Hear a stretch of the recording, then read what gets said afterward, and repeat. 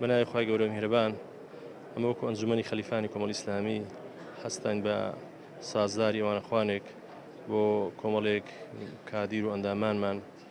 مامۆستایانی ئاینی بەڕێز و خۆشەویست کۆمەڵی خوشی بەڕێز و خۆشەویست بە چاکمانزانی و پێویستمان زانی